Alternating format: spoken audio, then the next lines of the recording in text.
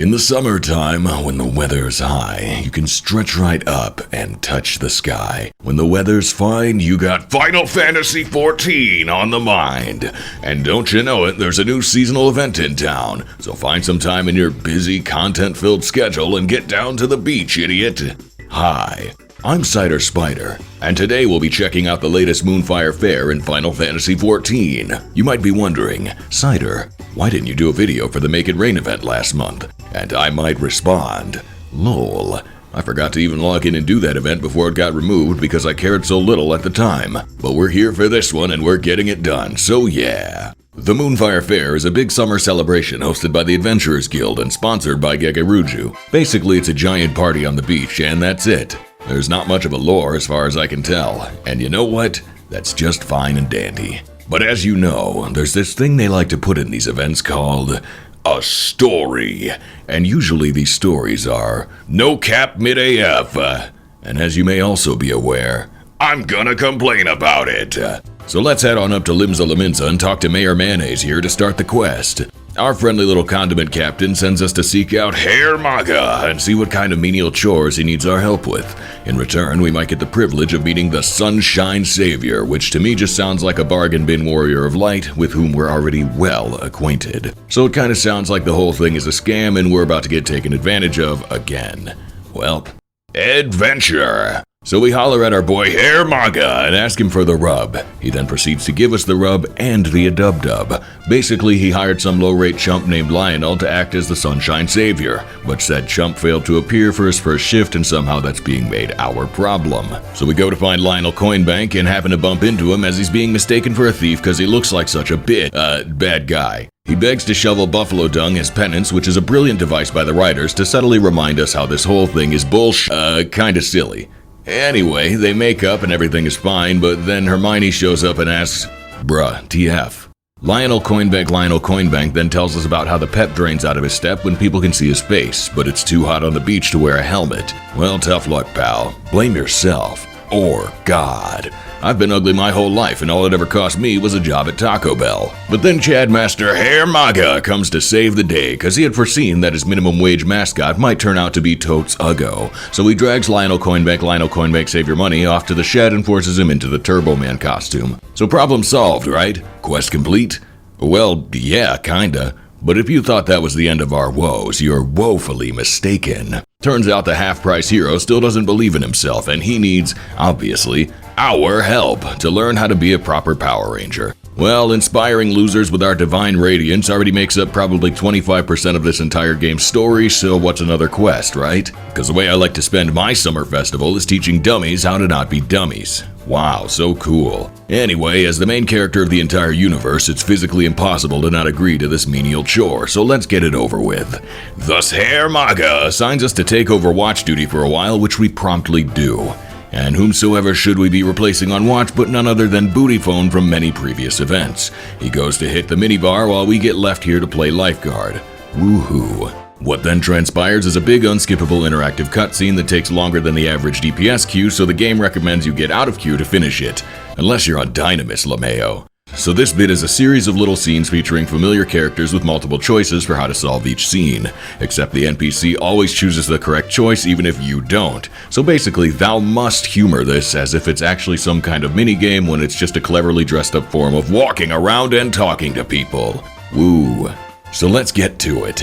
First up is Raful Tia. You might remember him from sucking at everything in last year's Moonfire Faire. In case you were wondering how he's been, you can rest assured that he's still sucking at everything. And his poor stupid little sister has no choice but to cheer this useless dummy on. Since Raful Tia is clearly distraught about sucking at everything, it falls to the Sunshine Simpleton to save the stupid day. So how will we solve this predicament? I already told you, it literally doesn't matter. So the Red Ranger goes to cheer up the dumb cat boy by telling him to suck less. Thus he decides to try sucking less and runs off to go do that. Problem solved. Next up, that pesky pirate Cell Roswin is back creeping on Captain Carvelin, who's busy standing on the beach looking at the ocean, which I guess is his vacation from standing on a balcony looking at the ocean. The Red Menace goes to ask what the heck Roswin's deal is, and we see her trying to figure out how to approach her crush without getting pirate zoned again. Our approach gets Carvelin's attention, so Roswin runs away again. Problem solved, I guess? Nearby, Chloe's forcing some beach chads to do squats until they die for their last Wondrous Tales sticker. Little do they know, she isn't going to give them any lines anyway. Stunts like this are exactly why we must burn out this filthy rat. Sickness must be purged. Anyway, the Crimson Chin goes over to tell the poor fools it isn't worth getting no lines for the 30th week in a row, and they all run off to get trapped in faux hollows instead. Elsewhere, a couple of people are cheering for someone on the jungle gym. I have no idea how that falls under our purview, but we go to check it out anyway. And it's a good thing we do, because just then someone falls off the tower and gets hurt. If he dies, it's going to be really bad for Gegaruju's liability insurance, and we just can't facilitate that, so Captain Magma dives in to save the day. Cool.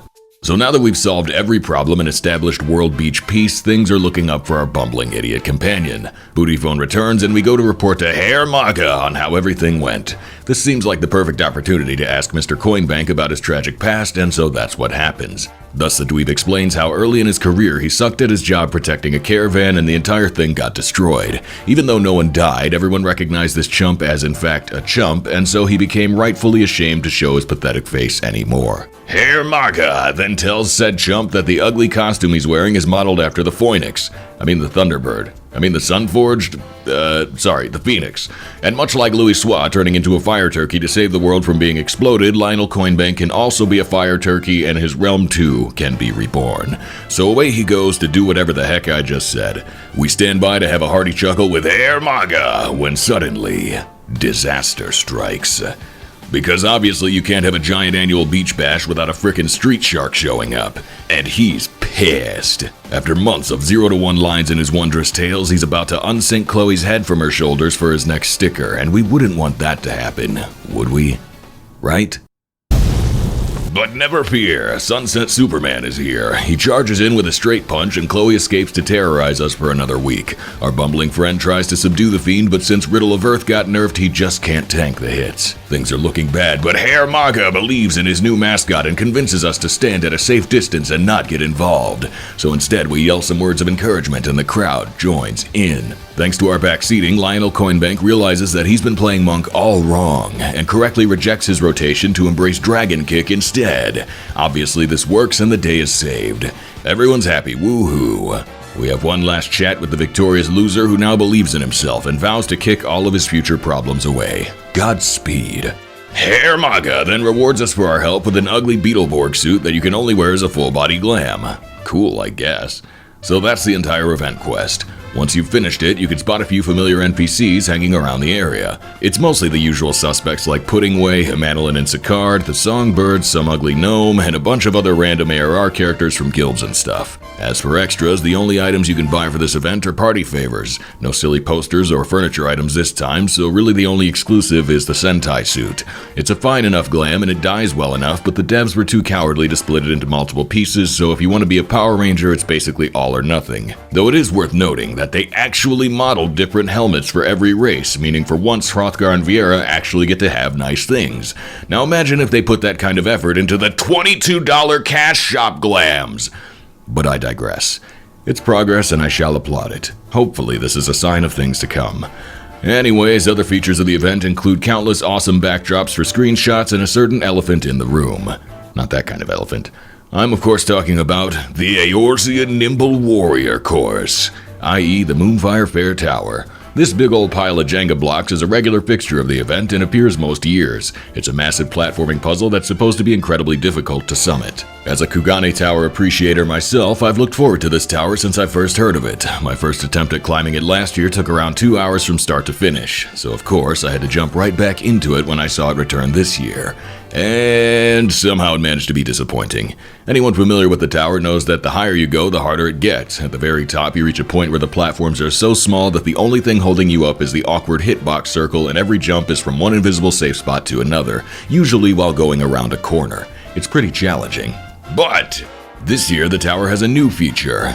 Alternate challenge routes. They're challenging because every now and then a bomb falls on them and very slowly explodes. So unless your ability to measure timing is on par with the average PF raider, these alternate routes are actually incredibly easier than the standard route, which is just a little lame. That's right, even the Moonfire Tower gets nerfed in Endwalker. It's still fun I guess, but I like the previous one better. So anyway, that's all the event's got to offer.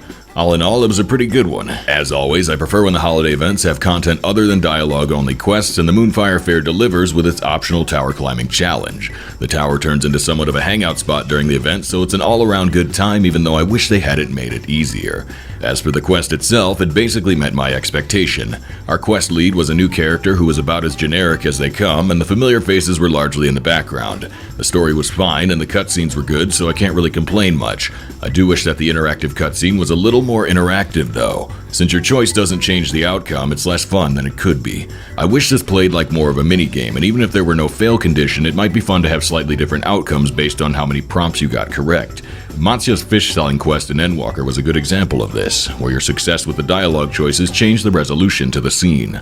I'd say I'm pretty satisfied with the event, though I'll be happy to never see this red Power Ranger dweeb again. I'll miss the climbing tower when it's gone, but I definitely won't miss Lionel Coinbank, Lionel Coinbank, Lionel Coinbank, Lionel Coinbank, Lionel Coinbank. The Lionel train crossing bank. It makes saving those coins a lot more fun. Save your money, save your money. Lionel Coinbank, Lionel Coinbank. Save your money, save your money. Lionel